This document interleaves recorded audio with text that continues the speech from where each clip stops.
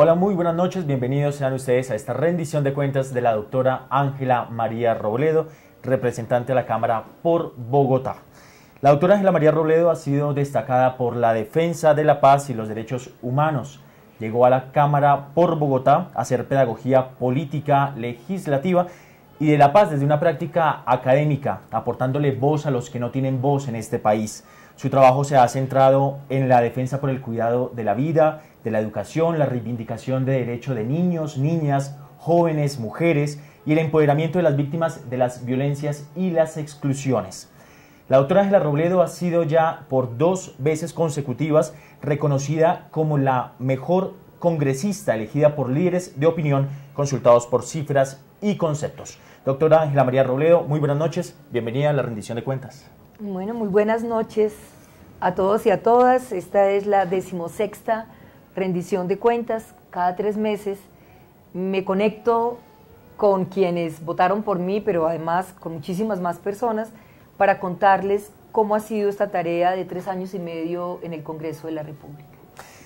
Bueno, tenemos varias preguntas que han llegado a través de distintos medios y son preguntas que tenemos para formulárselas a la doctora Ángela María Robledo, así que esto se va a convertir en una charla para conocer los resultados a través de estos años de trabajo, un trabajo incansable. Doctora Ángela Robledo, para comenzar, la hemos visto desde la copresidencia de la Comisión de la Paz del Congreso de la República como una voz muy fuerte frente a la paz.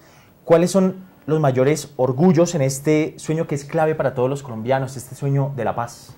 Bueno, haber conocido la Colombia profunda, haber podido escuchar a más de 6.000 hombres, mujeres, jóvenes y hasta niños, viejos, pidiendo y exigiendo vivir en un país en paz, no solo con el silencio de los fusiles, que por supuesto esa es lo que algunos llaman la paz negativa, sino la paz positiva, la paz con justicia social, la paz donde vivamos en un país donde podamos tener dignidad, vivir con dignidad, y la dignidad es un principio de nuestra Constitución. Para mí eso ha sido quizá de las tareas más bellas que he tenido en el Congreso de la República. Eso me ha llevado no solo a la Colombia profunda, sino a muchas universidades, a reuniones de foros en muchos lugares de Colombia, para también conocer las propuestas que se tienen alrededor de los 6 puntos de la agenda de esta segunda fase del proceso de paz en Colombia. Desde la Cámara de Representantes, ¿cuáles son esos puntos para ver las propuestas que se discuten en esas comisiones por la paz?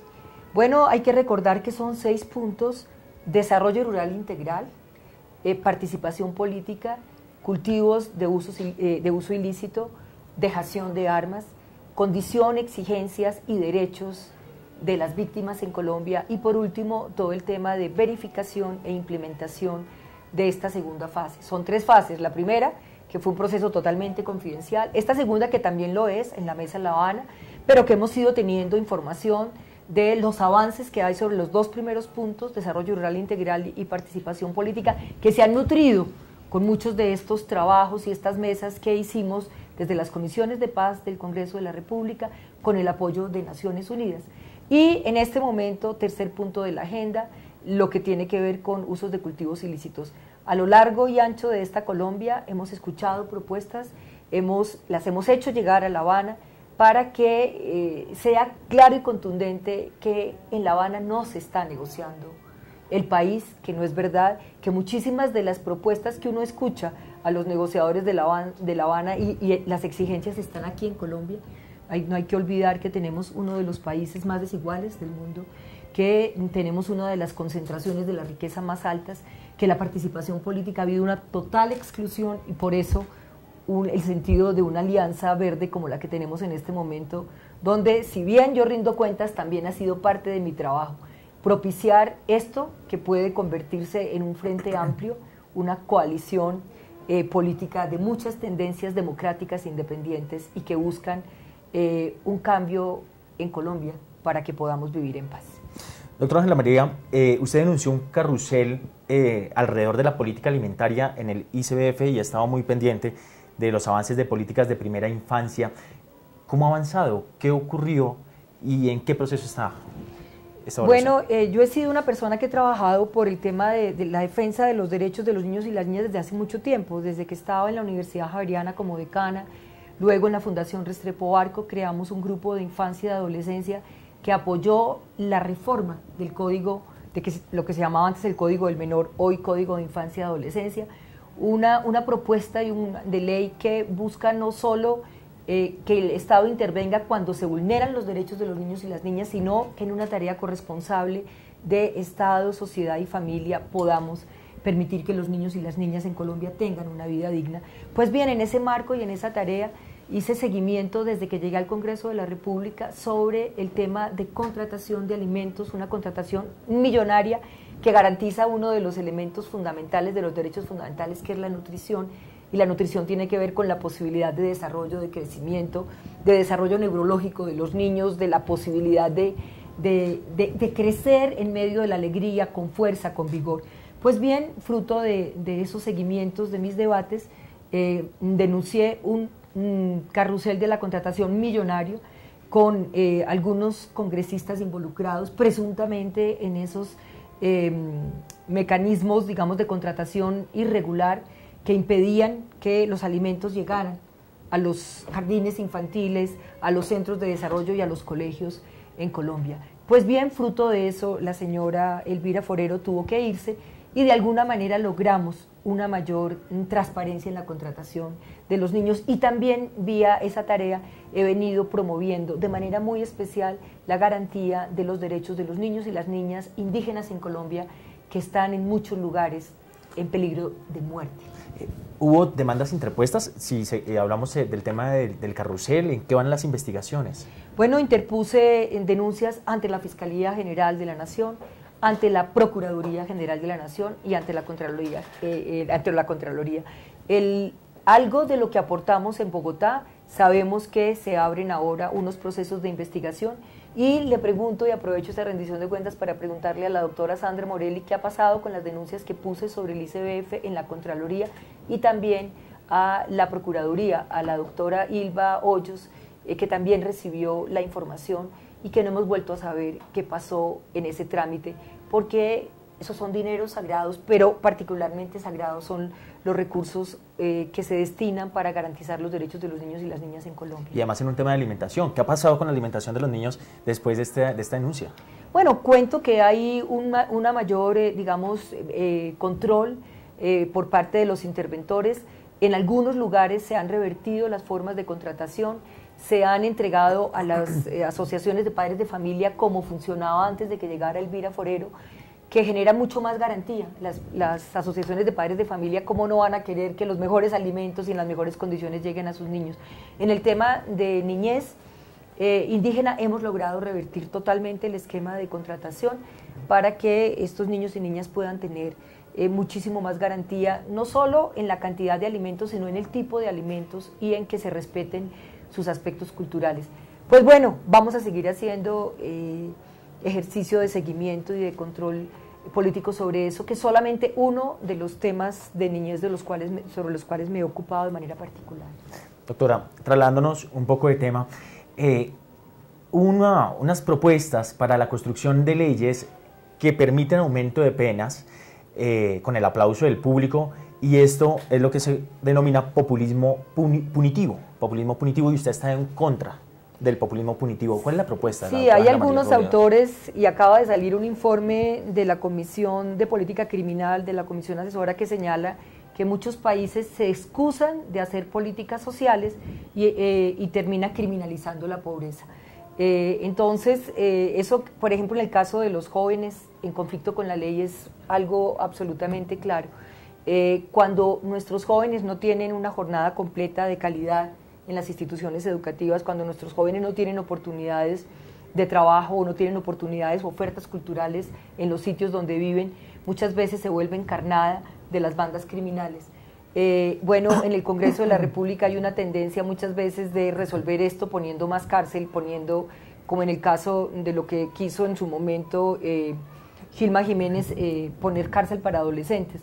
Bueno, yo me opuse, mostrando con argumentos y con estudios cómo en el mundo entero lo que se ha hecho es crear un régimen especial para que los jóvenes que entren en conflicto con la ley respondan, por supuesto, pero lo hagan en el marco de que son ciudadanos en formación. A un joven que no ha tenido oportunidades no se le puede castigar como a un adulto que sí lo ha tenido. Entonces, en esa medida me opuse a la cárcel para adolescentes, logré frenar el que esto se ocurriera y de igual manera me opuse a la cadena perpetua para violadores. No tanto porque yo no considere que haya que castigarlos con todo el peso de la ley, sino porque el mismo Código de Infancia y Adolescencia presentaba penas hasta de 60 años, sin ningún subrogado para que estos personajes cumplieran. Pero por el otro lado, como buena mocusiana, siempre he pensado que hay que hacer profundas transformaciones culturales, que en las familias, en las sociedades, el cuerpo de los niños y las niñas tiene que ser sagrado. Ese cuerpo no puede ser violentado, ese cuerpo no puede ser violado, y eso se logra no solo con leyes fuertes, sino también con profundas transformaciones culturales, donde todos y todas nos sintamos responsables del cuidado y la vida de los niños y las niñas en Colombia, lo mismo los adolescentes. Este es un llamado a los alcaldes, esto es un llamado a los gobernadores, a los jóvenes en Colombia, hay que darles oportunidades. Por ejemplo, como se está haciendo en Antioquia, por ejemplo, como lo está haciendo Bogotá, al ampliar la jornada para que estos jóvenes, vuelvo y repito, no sean, digamos, carnada de las bandas criminales. Sin embargo, le quiero colocar un ejemplo, porque uno ve en periódicos, en noticias todo el tiempo que dicen atracado y los delincuentes eran menores de edad. Según la propuesta de la doctora Ángela María Robledo, ¿qué hacer? ¿Qué se debería hacer con estos menores? El Código de Infancia y Adolescencia no son menores de edad. Los jóvenes solo son menores en condiciones de su edad. En lo demás son ciudadanos en formación. Las cifras muestran que las condiciones de, digamos, de infracción de los adolescentes y de los jóvenes, el 80 o el 90% tiene que ver con microtráfico o con robos menores. Solo un 10%, que es totalmente condenable, tiene que ver con homicidios. Esos jóvenes, como lo dice el Código de Infancia y Adolescencia, tienen que responder, por supuesto que sí, pero en un sistema especial de responsabilidad penal. Así lo suscribió Colombia, como opera.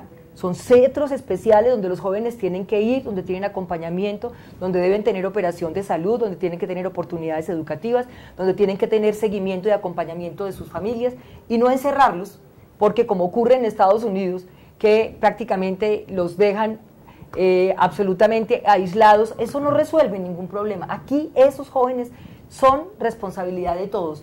¿Qué ocurre? Que en Colombia ni el Ministerio de Justicia, ni la Procuraduría General, ni el Instituto Colombiano de Bienestar Familiar quiere responsabilizarse. Pues bueno, eso es parte de los temas que yo he venido trabajando, sobre los cuales hay que insistir. ¿Qué tiene que pasar? El sistema tiene que operar, como está establecido en la ley. Las leyes salen para que sean cumplidas, no para que se queden en los escritorios. Respecto a las personas que son víctimas de violaciones, mujeres que han sido víctimas de violaciones, usted también ha sido abanderada y hace un momento nos tocaba el tema. Si vamos a profundizar un poco más, ¿qué hacer para proteger los derechos de estas personas y fortalecer la justicia a las víctimas de violencia sexual? Bueno, las mujeres en Colombia estamos librando dos batallas, unas contra el conflicto armado porque queremos la paz y otra contra las condiciones patriarcales, lo que se llama coloquialmente el machismo. Solo muchas veces la casa, la cama, es el primer lugar de lucha de una mujer, es su primer lugar de batalla.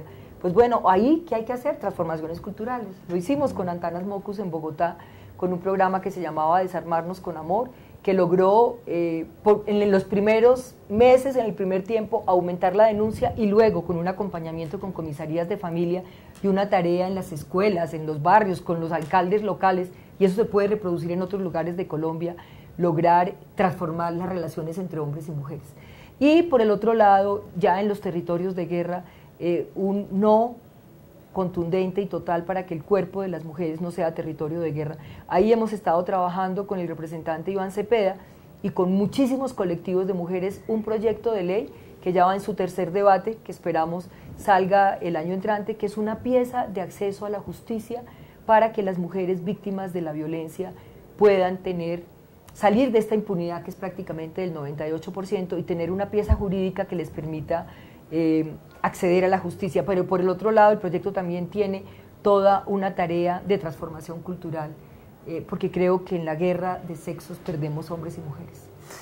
Doctora Ángela María, cuando uno habla de mujeres es un campo demasiado amplio, a veces se reduce al tema de violencia sexual, pero si hablamos de otras acciones que se han impulsado desde la Cámara por Bogotá, ¿qué otras acciones se ha hecho?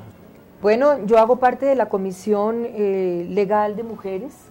y desde ahí hemos estado pues haciendo control político sobre las responsabilidades del gobierno nacional en términos al cumplimiento o no de las garantías de los derechos para que las mujeres vivamos una vida libre de violencias, no solo la violencia sexual, no solo la violencia intrafamiliar, sino también la violencia laboral.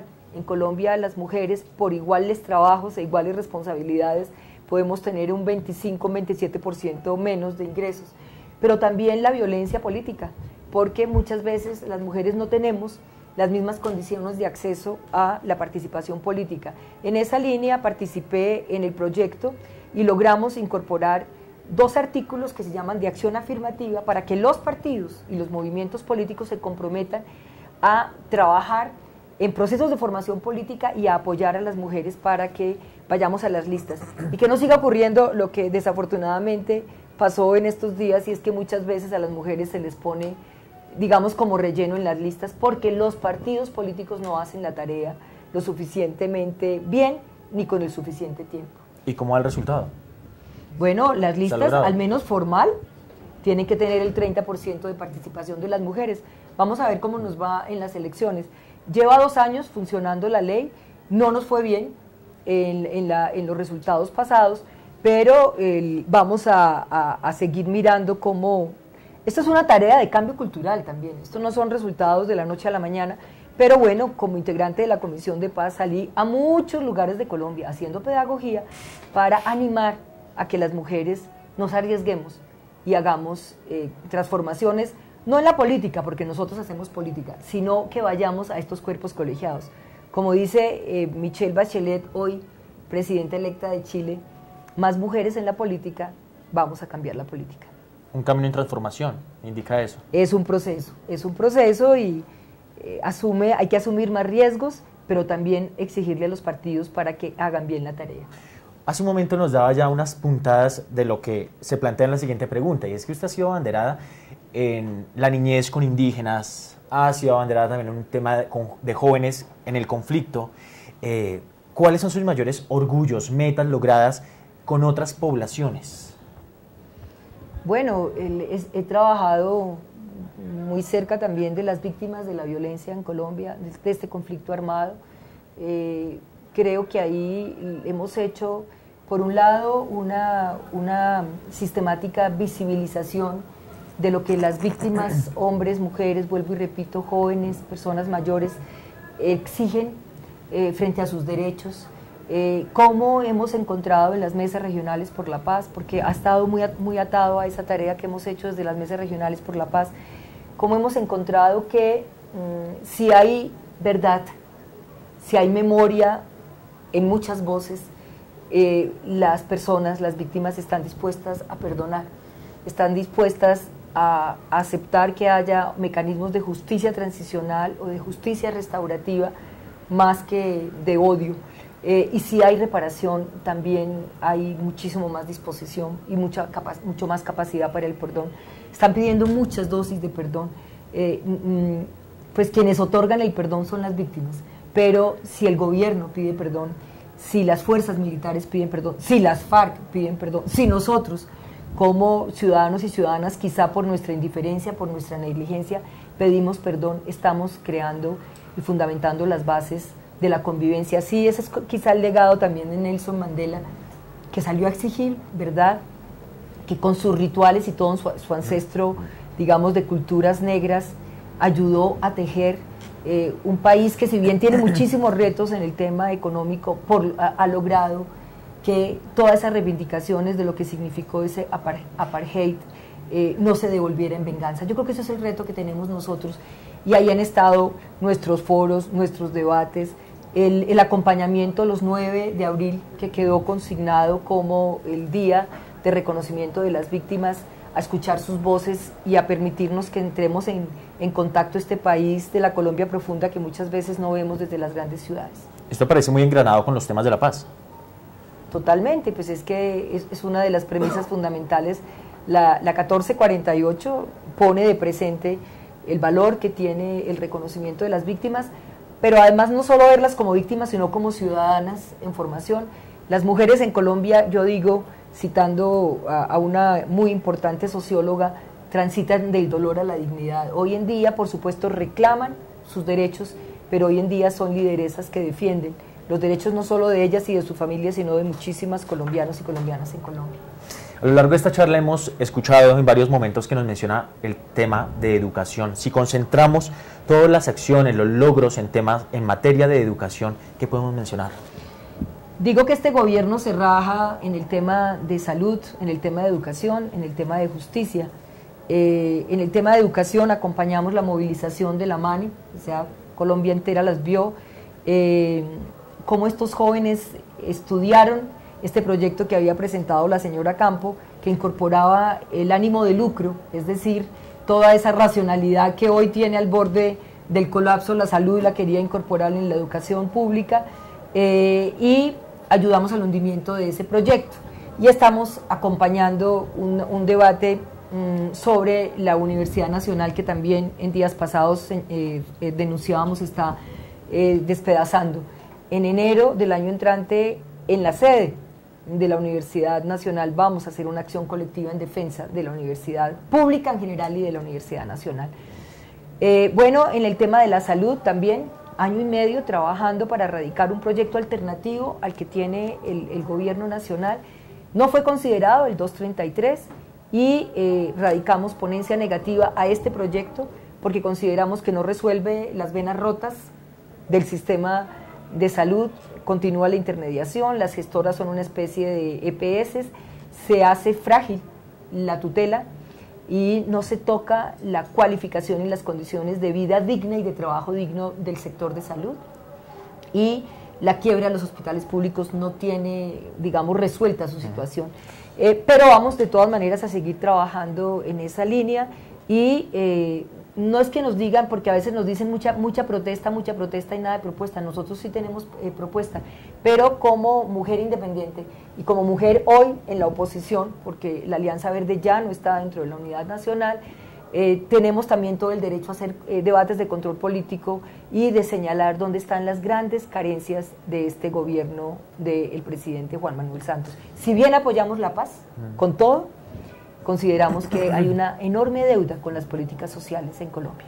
Usted lanza la propuesta de una reforma alternativa, usted lo menciona, le dan la negativa, pero cuéntenos un poco en qué consistía esa alternativa, que yo me imagino que igual seguirá pendiente. Fue acumulada en esas tareas legislativas, estos proyectos alternativos se acumulan, sí, y es una manera de anular, digamos, su fuerza, su presentación. Lo que nosotros buscábamos ahí era que no hubiese intermediación, desaparecían por completo las EPS, se fortalecían los sistemas de salud en las regiones, con una mayor responsabilidad de las secretarías de salud, de los departamentos y de los municipios, por supuesto con rendición de cuentas, con una posibilidad de prestación de servicios mixtas, no era una propuesta estatista como se ha tachado en algunos lugares. Por supuesto que estaba también la posibilidad de la prestación de los servicios de salud por parte de las clínicas, pero con un fortalecimiento de los hospitales públicos, que digamos son tan importantes como la educación pública en Colombia. Entonces, ojalá, vamos a ver qué pasa, sabemos que ya hay 3 compañeros más que suscribieron la ponencia negativa y esperamos que esto que es un moribundo se hunda en marzo del año entrante. Hemos hablado temas macro a nivel nacional. Si nos vamos puntualmente al tema Bogotá, a nuestra bella capital, ¿qué acciones hay? Bueno, lo primero fue oponerme a que Álvaro Uribe Vélez entrara en términos políticos a esta ciudad. Yo me opuse, no me puse la camiseta, pero ustedes la deben recordar, me niego cuando Peñalosa hizo la alianza con Álvaro Uribe Vélez y hasta bailó en la CRG, Lucho Garzón, eso es una pieza inolvidable, Lucho Garzón, Uribe intentando bailar y Peñalosa celebrando su presunto triunfo. Para mí es fundamental porque preservar la ciudad de Bogotá de la presencia de Álvaro Uribe es preservarla del todo vale.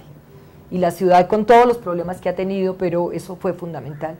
También he acompañado el gobierno de Petro, yo no voté por Petro porque yo me declaré en disidencia, yo me fui a apoyar, por ejemplo, la campaña de Sergio Fajardo, Antioquia la más educada, y muchas campañas en Bogotá del Partido Verde en su momento. Pero sí he hecho seguimiento a las tareas de Petro y reconozco que hay muchos componentes de esa Bogotá humana que se parecen a la Bogotá, todos del mismo lado, en la que yo trabajé con Antanas Mocos. La protección de la vida, por encima de todo, la protección de los recursos públicos por encima de todo, el tema de las políticas poblacionales como una carta de navegación para garantizar los derechos de los niños, de las mujeres, de los viejos, de las familias en Bogotá. Eso también veo yo que hay una línea de conductora de Petro. Todo el tema de la tarea de educación como prioritaria en la ciudad, para Antanas lo fue, las bibliotecas, la cualificación, no la ampliación de la jornada, pero sí la cualificación de la tarea educativa. Entonces yo veo muchos elementos de continuidad entre la administración de Antanas y la administración de Petro. Y por supuesto, en todos mis debates más generales siempre estuvo Bogotá presente. En el tema de la alimentación me apoyé en la investigación que había hecho Petro, Carlos Vicente de Rú y Avellaneda, en las denuncias a estos congresistas, la familia Torrado, que presuntamente para mí tiene constituida toda un carrusel de la alimentación. En el tema del sistema de responsabilidad penal adolescente, trabajé con los jóvenes, visité los centros donde están esos jóvenes, tú me preguntabas dónde están, en qué condiciones están, pues bueno, también he visitado y he trabajado y promovido eso. En el tema del fortalecimiento de las comisarías de familia, en todo lo que tiene que ver con la 1257, también trabajé y desarrollé la tarea. Y tengo un blog que de manera periódica escribo sobre Bogotá para mirar y trabajar la tarea. Y bueno, y ahora me opuse a la revocatoria, no porque la revocatoria no fuera legal, la revocatoria está contemplada dentro de la Constitución colombiana como un ejercicio digamos, de rechazo de la ciudadanía, sino porque me parecía que las razones que se invocaban para hacer la revocatoria no me parecía. Entonces creo que el tema siempre Bogotá ha estado presente y hay un tema también fundamental que es las audiencias que hicimos con Iván Cepeda sobre la asignación de viviendas a mujeres víctimas del conflicto armado. Esto era una tarea que debía hacerse con el Ministerio de Vivienda y la Secretaría de Hábitat de Bogotá. Tuvimos eco en la Secretaría de Hábitat, más no en el Ministerio de Vivienda. Esa es una tarea pendiente que tenemos en Bogotá, pero hemos estado insistiendo en que en la ley de las 100.000 viviendas nosotros incorporamos unos artículos que llamamos de discriminación positiva para que a las mujeres víctimas de la violencia fueran priorizadas en la entrega de esas familias. La tarea está pendiente, eso le corresponde al Ministerio de Vivienda, que no le respondió a las mujeres en Bogotá. ¿Y por qué no le respondió? ¿Qué pasó? Porque decían que había una imposibilidad de poder identificar cuál era la condición de esa mujer, si era o no jefa de hogar. Es pura mentira del ministro Henao, porque el DANE claramente en sus cifras identifica si un hogar tiene o no jefatura femenina o masculina. Es decir, es falta de voluntad del Ministerio de Vivienda, lo cual quisieron endilgárselo como una responsabilidad a Bogotá. Pues bien, el decreto de asignación de viviendas a Bogotá sí contempla la posibilidad del reconocimiento de esta acción afirmativa a las mujeres jefas de hogar. Antes de comenzar han sido víctimas del conflicto, que están desplazadas y hoy viven en Bogotá. Antes de continuar con las preguntas que nos envía la ciudadanía, quisiera hacerle una pregunta política. Hace un momento la escuchábamos hablar acerca del uribismo, relación Peñalosa. Hay muchas personas que se pueden conectar y se preguntan, bueno, frente al Partido Verde, Peñalosa, Mocus, Sergio Fajardo, todo esto que ocurrió hace unos años, ¿qué pasó? ¿Y qué es ahora la Alianza Verde? Bueno, la Alianza Verde es una confluencia de voluntades. Antanas estaba invitado, siempre lo ha estado. Compromiso Ciudadano estuvo invitado, trabajó con nosotros hasta la última reunión, que prefirió hacer un repliegue y no asumirlo, pero bueno, está hoy la Alianza Verde y un hecho simbólico muy interesante en nuestras listas. Están personas de la UP, nosotros no queremos, por supuesto, nunca más que ocurra algo como ocurrió con la UP. Es muy simbólico y es muy bello, por eso se ha llamado una lista del Senado y una lista de Cámara para la Paz. Nosotros creemos en la paz, entonces hoy somos una confluencia de movimientos democráticos, de partidos democráticos que le apuestan a la paz, pero que se sueñan un país distinto como el que tenemos. Por eso, y repito, es prácticamente uno de los partidos de los países más desiguales. Por eso mi tarea en el Congreso de la República, todo el tiempo, yo diría, de manera obsesiva, en cada proyecto de ley pregunto por la equidad, por la igualdad, por la inclusión. Nos comentabas un momento de un blog. ¿Cuál es? ¿Dónde lo podemos visitar? En mi sitio web. ¿Cuál es? www.angelarobledo.com. Ahí están están mis artículos, están mis debates, están los videos, más de 100, están mis rendiciones de cuentas. Ahí está todo, podría decir, resumido, sintetizado, porque pues es imposible tenerlo todo, pero ahí quienes están viendo esta transmisión pueden encontrar la información. Creo que soy la única congresista que rindo cuentas cada 3 meses y cuento en qué anda mi tarea.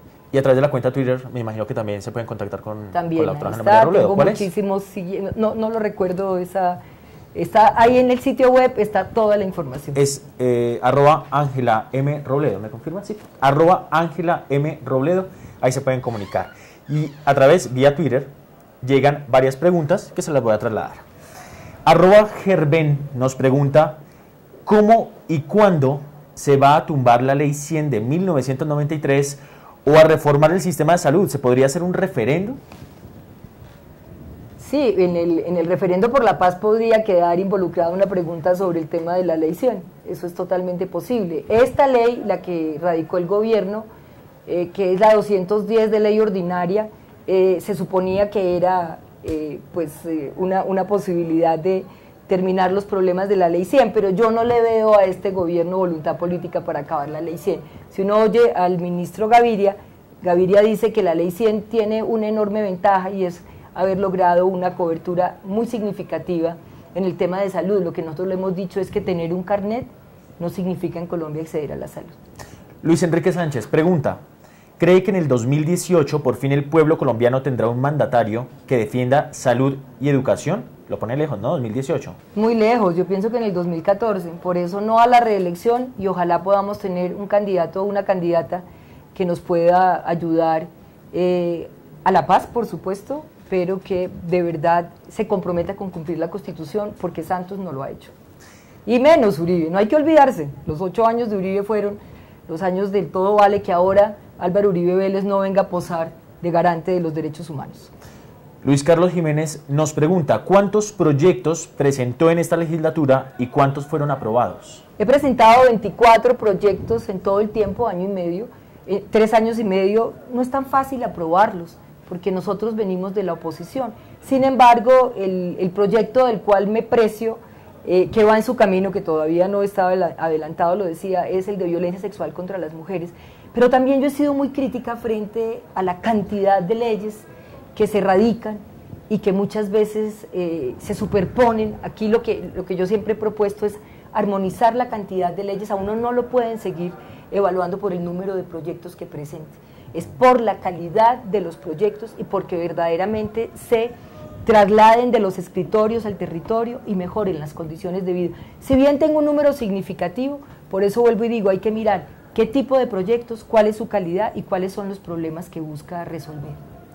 Henry Zavala Cepeda nos pregunta, ¿va a quedarse en el país a pesar de que podría ser amenazada por los 500.000 efectivos de Fuerzas Armadas de Colombia? Yo reto al ministro de Defensa a que diga en qué lugar me ha escuchado para que me señale como una enemiga de las fuerzas militares. Yo soy una mujer que creo en el Estado Social de Derecho.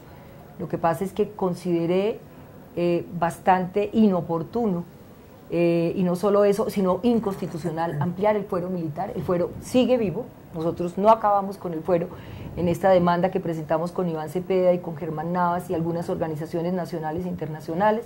El fuero continúa, creo en la justicia penal militar, pero a su alcance como una excepción, como existe en muchos lugares del mundo, y por ello el ministro, con su rabia, no me puede venir a decir que soy una enemiga de las fuerzas militares. Me duele un soldado joven que es asesinado, me duele un policía joven que es asesinado, por eso quiero que se termine esta guerra y por eso queremos un ejército para la paz en Colombia.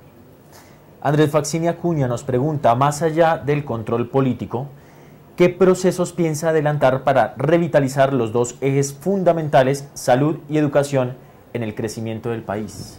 Bueno, pues hundir esta reforma, nuevamente activar nuestro proyecto el 233, ya tendremos que erradicarlo de nuevo el año entrante, para que sea discutido a profundidad Y en el tema de la educación, uno diría que por supuesto hay que acompañar la reforma de la MANE, la reforma de la educación superior, pero creo que es tal la fragmentación que tiene este sistema educativo actual que tendríamos que mirar una ley orgánica, digamos, una ley que estructure todo el sistema y que garantice la ruta para cualquier niño en Colombia, que esta situación, por ejemplo, como la de Wigdy, el niño en el Chocó que tiene que caminar prácticamente 4 horas, como lo señala la crónica de Salcedo, este niño que tiene que atravesar el monte, cantidades de lugares y peligros para llegar a su escuela, que es un héroe, esos son los héroes de Colombia, que eso no ocurre en Colombia, sino que la escuela pueda llegar a donde están, con calidad, con excelencia, a donde están los niños y las niñas en Colombia. José Daniel Rengifo nos pregunta, ¿cómo se ha avanzado en la lucha de la defensa de la universidad pública? Algo ya nos comentaba anteriormente, especialmente de la Universidad Nacional. ¿A qué se ha llegado y a qué se busca llegar? Bueno, hicimos el debate, fruto de ese debate hemos interpuesto una recusación a María Fernanda Campo porque consideramos que por los vínculos que ella tiene con el Grupo Aval, vínculos de relaciones entrañables con algunos de sus integrantes o con alguno de los principales integrantes del Grupo Aval, ella no puede intervenir en ese sentido de la renovación del CAN porque está impedida y esa renovación del CAN toca peligrosamente el campus de la universidad. Le hemos preguntado y en nuestra audiencia de enero le vamos a pedir una rendición de cuentas a ella, al ministro de Hacienda, sobre la negligencia en permitir que prácticamente hoy en día 26 edificios de la Universidad Nacional se estén cayendo. La pregunta es, ¿qué están esperando? ¿Que se marchiten, que se caigan para que tengan que vender los terrenos? Y por el otro lado, por supuesto, exigir un fortalecimiento de la educación pública en Colombia, en general de la educación superior, pero de la educación pública, que es la oportunidad para muchos de los jóvenes más pobres, que son los que llegan a estas universidades y que requieren una educación de excelencia que les abra la oportunidad que muchas veces se les niega. ¿Cómo se fortalece?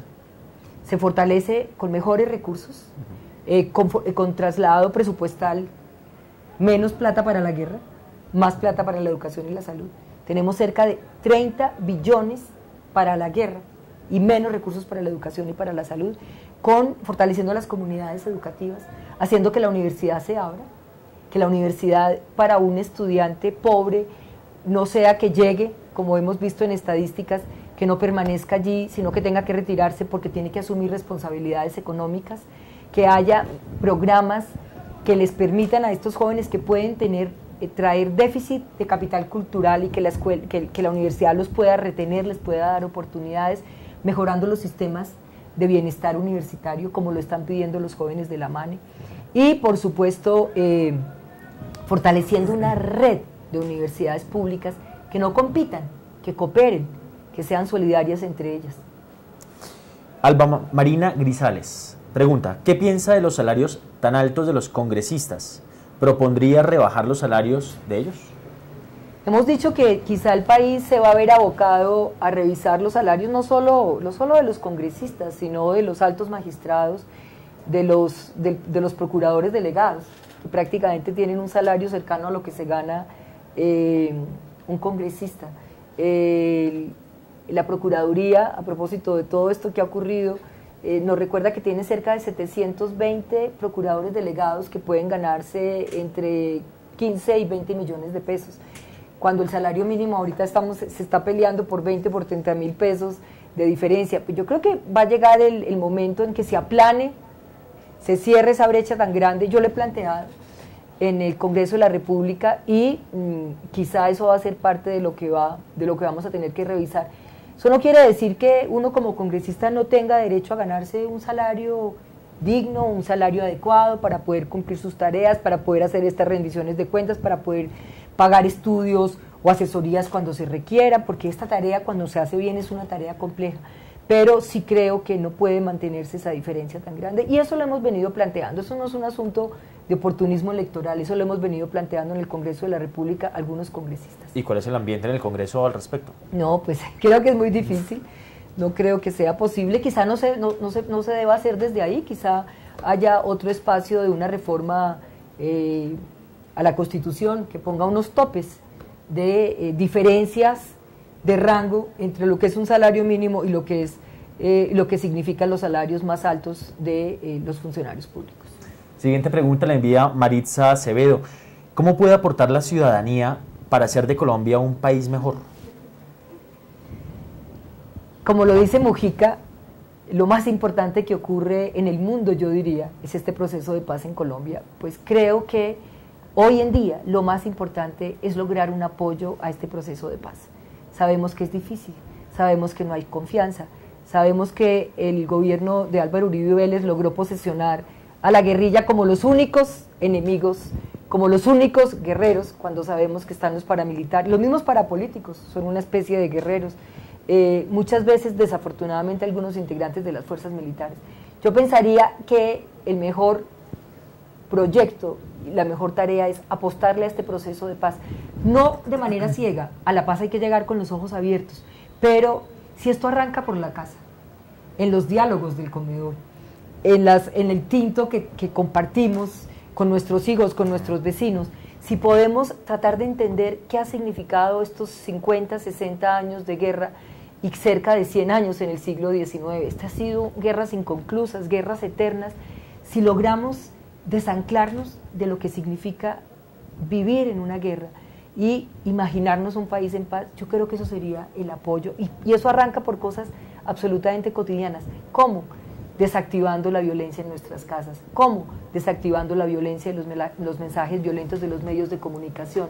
Apostándole a esta paz con los ojos abiertos, pero creyendo en que es posible vivir en un país con dignidad. Doctora Robledo, ¿qué le dice usted a los políticos que están haciendo campaña precisamente diciendo que toca acabar con el proceso y con los diálogos de paz? Bueno, sabemos que esos son los que se lucran del negocio. La guerra es un negocio para muy pocos y es un daño para muchos. Pues a esos que se lucran, seguramente hay una columna de Daniel Coronel maravillosa mostrando lo que significa la actuación del ESMAD cuando no se protege, sino que se enfrenta a la población civil. Lo que vale cada una de esas balas, lo que vale, eso es un negocio para muchos. En ese artículo, Daniel Coronel nos pone casi en contacto con estas multinacionales del mundo que manejan esto, pero que manejan los alimentos, pero que manejan las grandes tecnologías. Esa sí es la globalización de la guerra. Entonces, lo que hay que decir es, la guerra es un negocio para muy pocos y un daño para muchos. Hay que desactivarla, pero también, como decía Mandela, la guerra también la desactivamos desde nuestros corazones. En un foro que tuvimos con parlamentarios por la paz, cerca de 100 parlamentarios, muchísimos parlamentarios del África, que han tenido grandes conflictos, el Congo, y dicen, eso también arranca por nuestros corazones. Esto no solamente leyes, no solamente presupuesto para la guerra, es podernos mirar a los ojos y recordar, tener memoria, pero desanclarnos del odio. Grenfell Lozano Guerrero nos pregunta, respecto al tema de víctimas en el diálogo de paz entre el gobierno y las FARC-EP, ¿cuál debería ser la participación de las víctimas en esta agenda de paz? ¿Cómo debe ser ese encuentro entre grupo armado y sus víctimas? Bueno, hay que recordar 10 mesas regionales orientadas a la condición y las exigencias de las víctimas, que hicimos con las mesas de paz del Senado y de la Cámara. PNUD recogió esas observaciones, las sistematizó sin alterar las propuestas y esas propuestas están hoy en La Habana.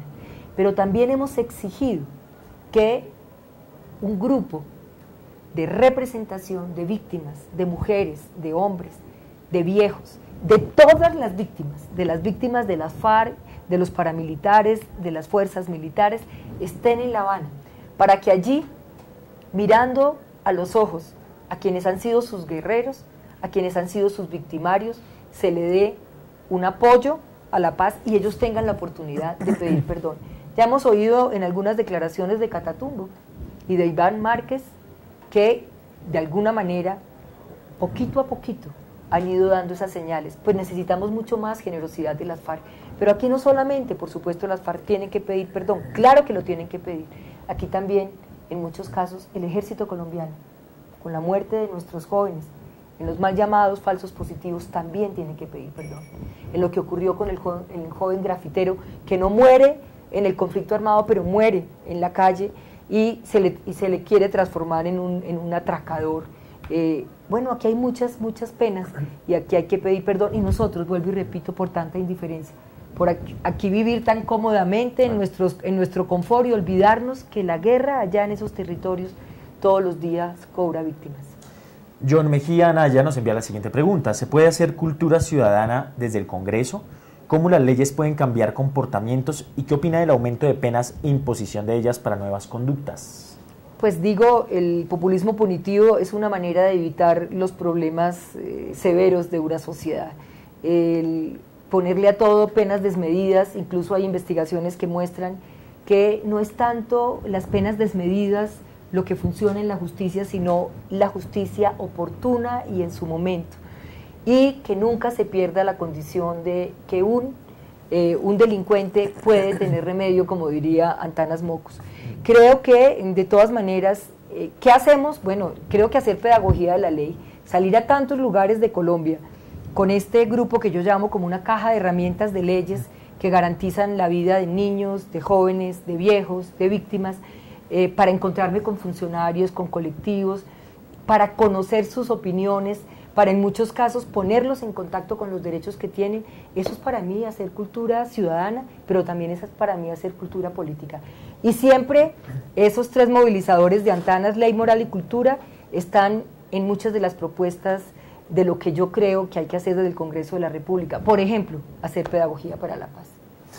Yolanda López, ¿cuál es su posición frente a la problemática que vive la rama judicial en Colombia y el comportamiento del fiscal general de la Nación? Bueno, nosotros ayudamos a hundir esa reforma a la justicia que ni garantizaba el acceso a la justicia a los ciudadanos o a las ciudadanas, pero por el otro lado lo que hacía era aumentar los privilegios y el fuero de congresistas y de magistrados. Por eso nos tomamos de la mano con la ciudadanía y la hundimos. Ahora vendrá una nueva reforma a la justicia que hay que hacerla, y en el caso de la Fiscalía, a mí me parece que el fiscal general de la Nación, este fiscal Montealegre, ha venido haciendo una tarea muy interesante. Hay una reestructuración de la Fiscalía que fue aprobada en el Congreso de la República, y él pone dos elementos fundamentales que creo que van a ayudar a mejorar la condición de la Fiscalía. Por un lado, no solo tener en cuenta la perspectiva de la justicia retributiva, es de la justicia punitiva, la justicia de las cárceles, sino fortalecer todo lo que en el mundo entero se llama la justicia restaurativa, es decir, si yo te causo un daño y tú aceptas que yo te restaure, para muchas personas es mucho más importante que tú hagas algo para restaurar el daño que me hiciste a que te vayas a la cárcel. Entonces me parece muy importante. Y otro elemento en el cual él dice que va a poner particular interés en la justicia transicional, y ahí las mujeres, y lo que ocurre con las mujeres, según ha dicho el fiscal, y le vamos a hacer seguimiento, va a ser prioritario para no solo el tema de la violencia y el conflicto armado, sino de todo el tema de las violencias domésticas contra las mujeres. Mario Pinzón Espinel pregunta: ¿cree usted que el narcotráfico se puede acabar sin acabar la guerra contra las plantas de amapola, cáñamo y coca? Bueno, Uruguay nos acaba de dar un ejemplo con una ley que despenaliza desde el cultivo hasta el consumo. Colombia ha empezado a avanzar en abordar el tema del consumo no desde la criminalidad, aun cuando el proyecto que movió Vargas Lleras sí criminalizó muchísimo más el consumo, pero Bogotá está explorando caminos distintos. Los CAMAT son una alternativa que incluso sabemos que el Ministerio de Salud empieza ahora a explorar y a buscar. Ojalá encontremos salidas y ojalá encontremos tareas que nos permitan una búsqueda distinta, o sea, porque Estados Unidos a nosotros nos receta la punición, pero ellos son los mayores consumidores del mundo. Eso hay que cambiarlo.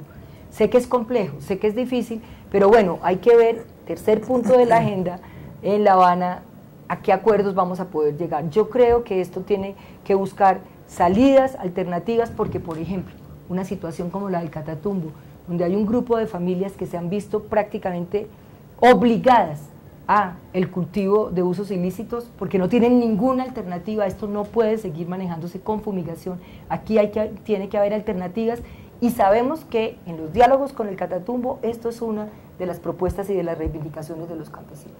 Llega esta pregunta de Gustavo Vadillo: ¿cómo impulsar y fortalecer proyectos políticos alternativos a la política tradicional? Bueno, no sé a qué se refiere como proyectos políticos alternativos.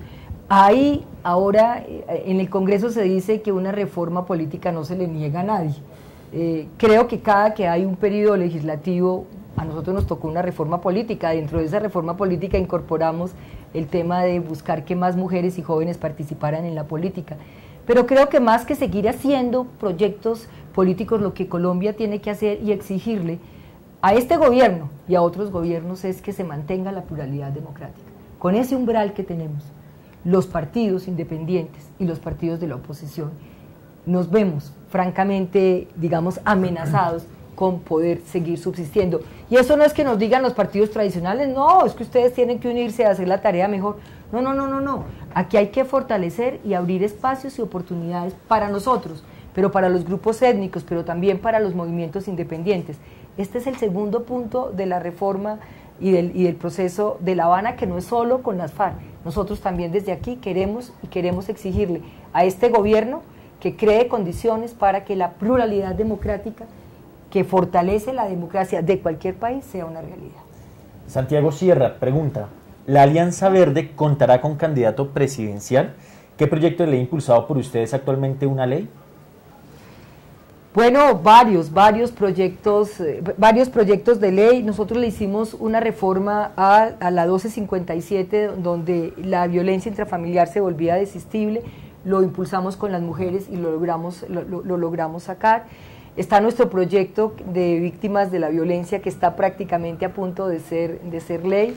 Hemos apoyado algunas iniciativas, por ejemplo, un acto legislativo con la representante Albaluz Pinilla para darle un tratamiento no punitivo al consumo. Ese se cayó en el Congreso de la República. Y por el otro lado, vuelvo y repito, no son tanto los proyectos de ley, sino los controles y todo lo que hemos hecho de debate de control político, que señala y muestra grandes problemáticas que este país no ha abocado. Esa ha sido, como yo creo que la tarea, el ejercicio. Y bueno, seguramente nos quedamos sin responder muchas de las preguntas. Buscaremos el espacio para poder seguir haciéndolo. No sé si tenemos la posibilidad de continuar con algunas preguntas adicionales. Bueno, pero nos decía Santiago Sierra, la primera pregunta era: ¿la Alianza Verde contará con candidato presidencial? La Alianza Verde quedó en el Congreso con una tarea de consulta. En este momento hay una reconfiguración. Hay que mirar cómo va a quedar esa propuesta, porque sabemos que en la medida en que Aida Bello de la UP entra de alguna manera a ser parte de nuestro ejercicio, hay que ver si ella ya tiene una aspiración presidencial. Nosotros de aquí a enero tenemos que definir la candidatura presidencial de la Alianza Verde. Ale, un usuario que se identifica como Comedor del Bronx pregunta: ¿cuál es su postura frente a los procesos de inclusión social para habitantes de calle y o adictos a consumo de drogas? Pues bueno, nosotros, cuando yo fui directora de Bienestar Social del distrito, hicimos el programa de inclusión, yo creo que más grande y más innovador, para reconocer a los habitantes de calle como ciudadanos, como hombres y mujeres con derecho a moverse en la ciudad, como hombres y mujeres con condición humana, que prácticamente eran considerados como desechables. Y pienso, vuelvo y repito, ese es otro de los puntos en los que encuentro conexión con la manera como la Alcaldía de Bogotá Humana ha entrado a considerarlo. La tarea que ha hecho en el Bronx, cuestioné un ingreso que hizo la policía muy fuerte, porque hubo heridos, y creo que la tarea que nosotros hicimos en la renovación de lo que se conocía como el cartucho es ejemplo, no solo para Bogotá, sé que Medellín lo retomó en muchas de las condiciones. Lo que nosotros hicimos fue abrir muchísimos espacios y muchísimas posibilidades para que en condición de libertad estos hombres y mujeres que habitan en la calle decidieran qué querían hacer con su vida, con un acompañamiento político, económico y en muchos casos de rehabilitación cuando querían renunciar a su condición de adictos. Doctora Robledo, ¿qué es legislar desde la oposición? ¿Cómo es ese trabajo? Pues bueno, es todo, la rendición de cuentas está ahí, cuenta. A veces es hacer democracia deliberativa y apoyar algunos proyectos que pueden presentarse desde el gobierno. Por ejemplo, la reforma al sistema carcelario. Lo apoyamos. Hicimos nuestros debates, logramos que no fuera a privatizarse ni la guardia, ni el tema de la administración de esos centros, pero lo apoyamos. Eso es hacer legislación desde la oposición. Pero es oponernos a proyectos como la reforma a la educación superior, como la reforma a esta ley, como oponernos a la reforma a la justicia, que era un esperpento espantoso, pero también es hacer debates de control político. Eso también es hacer debate. Bueno, y salir por Colombia entero, ya no atada a un gobierno, sino como congresista, pensando que las leyes sirven si las personas la conocen y si se vuelven garantía para sus derechos. Y es indispensable hacerlo, es decir, más allá, no sé si más que llamarlo oposición, llamarlo como una postura crítica, es necesario hacerlo. No, y hay momentos en los cuales hay que hacer oposición, hay momentos en los cuales hay que, con argumentos, con estudios, con debates, con rendición de cuentas, explicar por qué se hace. No siempre hay que estar del lado. Por el contrario, también mostrar que tenemos una constitución que habla de 3 poderes, que no se pueden volver 2. O sea, a través del clientelismo, el gobierno nacional no puede capturar la voluntad política de los legisladores. Hay que colaborar, hay que participar, pero hay que mantener la autonomía, porque esa es una de nuestras condiciones. Digamos, comprometernos con que vamos a defender el bien común, el bien público y no los intereses corporativos, como a veces puede ocurrir con el gobierno nacional. Rendición de cuentas de la doctora Ángela María Robledo, representante de la Cámara por Bogotá. ¿Algo más por agregar, doctora? No, yo creo que no. Vuelvo y digo, los invito y las invito a que entren a mi sitio web. Ahí está la rendición de cuentas. En este facsímil impreso, que prácticamente ya fue repartido, hay un balance completísimo de lo más significativo.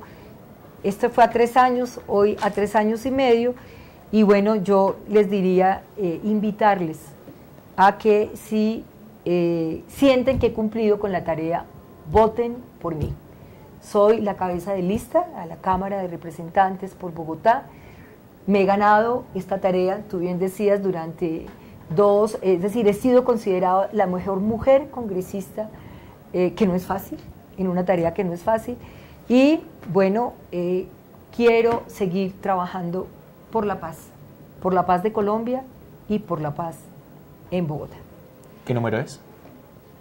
101, Alianza Verde, cabeza de lista, y bueno, estaremos seguro encontrándonos en muchos lugares de Bogotá en nuestro proceso de tarea electoral.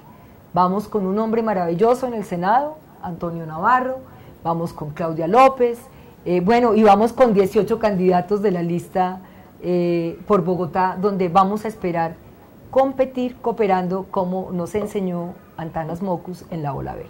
Doctora Robledo, muchísimas gracias. A ustedes muchísimas gracias por acompañarnos en esta rendición de cuentas de la representante de la Cámara por Bogotá, doctora Ángela María Robledo. Feliz noche.